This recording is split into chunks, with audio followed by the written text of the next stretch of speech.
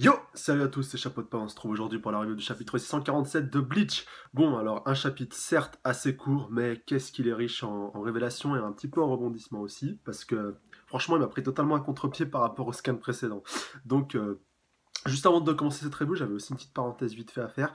Donc, je sais pas si vous avez suivi un petit peu sur ma chaîne ce qui se passait dernièrement. J'ai fait beaucoup de reviews de Black Clover, donc certaines qui étaient assez longues.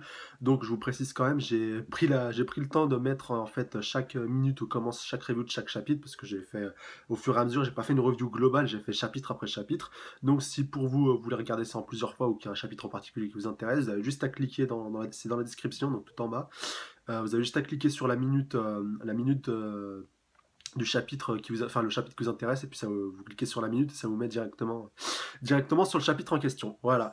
Donc petite parenthèse faite, je vais directement attaquer la review. Donc comme je le disais, un chapitre qui m'a vraiment pris à contre-pied parce que à la fin du scan précédent, je voyais vraiment en fait le Capitaine Shunsui est vraiment en supériorité, enfin vraiment et qui dominait ce combat-là. Bon, certes, Lily Barrow avait activé son Wall Standing juste à la fin du combat, mais je pensais pas que ça le mettrait autant en déroute. Là, on le voit directement au début de ce scan, on le voit directement commencer à courir partout, totalement blessé de partout, enfin vraiment aux portes de la mort.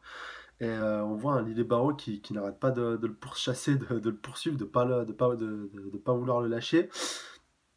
Et même lui, il est un petit peu étonné lui-même, le capitaine Shunsui, qu'il arrive encore à fuir malgré toutes les plaies, malgré toutes les blessures qu'il a. Mais en tout cas, ça pose beaucoup de questions par rapport à tout ça et par rapport à sa capacité en tout cas pour pouvoir gagner ce combat. Donc ça a affaire à suivre par rapport à ça. Donc quoi qu'il en soit, il continue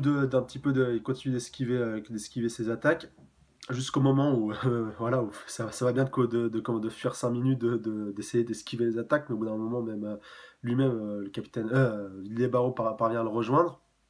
Donc il va essayer de tenter de lancer un sort de Kido sur lui pour voir ce que ça allait faire. Donc en parallèle de ça, on le voit commencer à lancer son attaque, on voit une grande explosion, donc il s'était réfugié à l'intérieur d'un bâtiment. Et donc en parallèle de ça, on va retourner du côté de l'équipe du capitaine, du côté de Urahara, le capitaine Hirako, Renji, Rukia et Nanao. Nanao d'ailleurs, c'est pas sûr qu'elle soit avec elle, on savait qu'elle était pas un petit peu opposée au fait, en fait de laisser le capitaine Shunsui tout seul. Et du coup là on la voit pas dans ce scan là, donc ça laisse peut-être pressentir le fait qu'elle soit retournée auprès du capitaine Shunsui, enfin pour lui prêter main forte ou peut-être tenter de le soigner, qui sait. Donc quoi qu'il en soit, ils continuent leur chemin jusqu'au palais donc, du roi des âmes pour aller directement contrer Iwatch. Mais malheureusement pour eux, il y a un autre Sternritters qui va se mettre sur leur route, donc un des quatre plus puissants. Bon, les deux premiers c'était Pernida et les Barreaux, donc là, c'est question on a le troisième. Donc c'est Gerard Valkyrie, donc pour ceux qui se rappellent pas trop, c'était le Sternritters qui ressemblait beaucoup à Thor, de, donc à Thor le dieu nordique. Il lui ressemble vraiment comme deux gouttes d'eau, il a même un casque sur la tête et la cape derrière lui. Donc au début, il y a Renji qui se porte volontaire pour pouvoir lui régler son compte, et puis le capitaine Hirako ne s'y oppose pas vraisemblablement, ni Urahara d'ailleurs. C'est une chose qui m'étonnait un petit peu, parce que Renji, c'est certes un personnage que je kiffe, il est extrêmement puissant, mais franchement, je sais pas s'il aurait fait le poids, s'il aurait fait le poids face au capitaine Valkyrie. Et d'ailleurs, il va pas lui laisser l'opportunité de l'affronter seul, vu qu'il commence à poser vraiment à étendre sa cape telle une étreinte en fait pour pas que les autres y puissent fuir, et donc visiblement on va avoir un combat à 5 contre 1, mais du coup je pense que si Tite Kubo a décidé de faire un combat à plusieurs contre 1, c'est qu'il est vraiment puissant, qu'il faudra au moins autant de puissance pour pouvoir arriver à gérer à pouvoir gérer le Lascar en tout cas. Donc laissez-moi dans les commentaires, vous, qui c'est que vous pensez donc parmi ce petit groupe. Donc je rappelle, il y a le capitaine Shinji Hirako, il y a Urahara, il y a Renji et il y a Rukia. Donc dites-moi lequel parmi ces quatre-là vous pensez qu'il y a le plus de chances de pouvoir mettre en déroute notre ami Gerard Valkyrie, donc qui c'est qui a le plus la meilleure aptitude, la meilleure affinité, la meilleure technique qui pourrait éventuellement venir à bout de ce Lascar. Donc voilà, ça m'intéresse. Petite parenthèse, enfin petite parenthèse, après avoir vu ce côté-là du champ de bataille, on va retourner donc du côté du Captain Shunsui. Donc vraisemblablement, comme je le disais dans le scan précédent, j'avais peur que ce soit un combat qui s'éternise un petit peu trop. Bah vraisemblablement ça va pas trop durer déjà, vu qu'on nous annonce déjà en fait le prochain combat dans ce scan en définitive. C'est vraiment le point central de ce scan, c'est vraiment l'information, enfin en tout cas par rapport au scan précédent, c'est vraiment l'information essentielle, même si vous allez voir que dans cette fin de scan, va aussi avoir de la grosse révélation. Donc on retourne du côté du Captain Shunsui, et vraisemblablement son Kido n'a pas marché contre l'île Barreau. Donc il est un petit peu déçu, enfin, il se demande vraiment ce qu'il va pouvoir faire. Il est un petit peu aussi déçu que Nanao, donc sa vice-captain, ne soit pas auprès de lui pour pouvoir le sermonner, pour pouvoir un petit peu le rebooster, parce que on sait qu'il il aime pas trop, il est assez avare de, comment on pourrait qualifier ça? Assez avare enfin pas de courage, mais il a besoin un petit peu d'être boosté, qu'on lui fasse un petit peu la morale pour se donner à fond, alors que là il est vraiment tout seul. Et donc un petit peu, je sais pas si c'est vraiment de dépit ou si ou si c'est vraiment qu'il avait plus le choix, mais il dit qu'il va devoir utiliser sa dernière cartouche, et sa dernière cartouche c'est enfin son Bankai. Donc on va voir ce que ça va donner. Bon, on le voit un petit peu commencer à s'en servir dans cette fin de scan. Donc ça fait un petit peu penser, parenthèse Naruto, encore une fois, ça fait un petit peu penser aux techniques de Shikamaru, enfin les techniques des ombres, parce que en fait, comme on l'avait vu en fait au début de ce scan, quand il était un petit peu affaibli et esselé, acculé, donc il est accoudé à un mur, pardon, enfin accoudé, je sais pas si ça se dit, il est assis donc contre un mur, assis par terre, donc on voit il a vraiment du sang qui coule de partout, qu'il est vraiment très mal en point, et donc on voit plein d'ombres partir de son corps. Qui partent un petit peu dans toutes les directions. C'est pour ça aussi qu'il précise, j'espère que Nanaoch ne sera pas prise dans ce Bankai.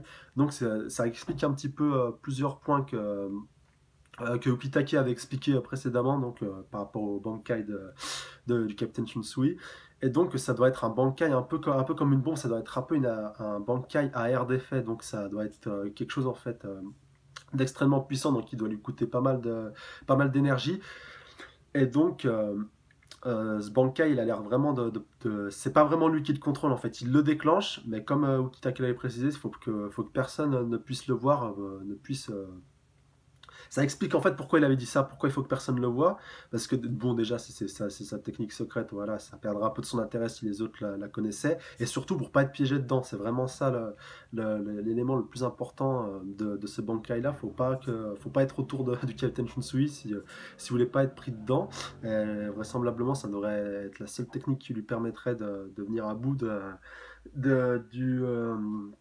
notre ami Lille Baron, en tout cas, compte tenu de sa puissance, et encore plus en Volstanding, qui nous est précisé qu'il est pratiquement invincible sous cette forme-là.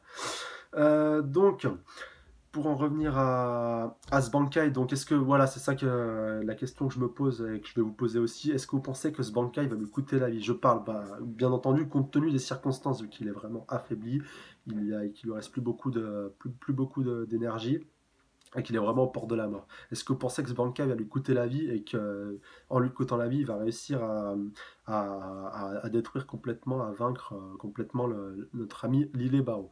Donc laissez-moi ça dans les commentaires, ça m'intéresse au plus haut point. Et aussi, laissez-moi aussi votre avis. Est-ce que vous pensez que Nanao va revenir auprès de lui? Est-ce qu'elle va être prise est-ce qu'elle va être prise dans elle va être prise pardon, dans le Bankai, ou est-ce qu'elle va réussir à l'esquiver et qu'elle va sauver une extremis le capitaine Shunsui? Voilà, donc votre avis m'intéresse au plus haut point. Donc ce chapitre se termine là-dessus sur la découverte de ce Bankai et un petit peu ses conditions d'utilisation. On en apprendra plus, je pense, au prochain scan. Mais en tout cas, c'est un chapitre très plaisant, contrairement à certains précédents qui commençaient un petit peu à traîner, même s'ils n'étaient pas mauvais, mais celui-là, je le trouve vraiment meilleur que les autres. En tout cas, ça n'engage que moi. Donc, comme d'habitude, n'hésitez pas à mettre un pouce bleu si ça vous a plu, à vous abonner à la chaîne si ce n'est pas déjà fait pour être averti de mes prochaines reviews. Là, le rythme normal va revenir, donc je devrais commencer à avoir un autre rythme régulier de vidéos, vu que la cette semaine, c'était pas très chargé. Et donc, surtout, n'hésitez pas à partager la vidéo avec un maximum de personnes pour que nous soyons toujours plus nombreux à débattre. Voilà, ce sera tout pour moi. Salut à tous. Sayonara!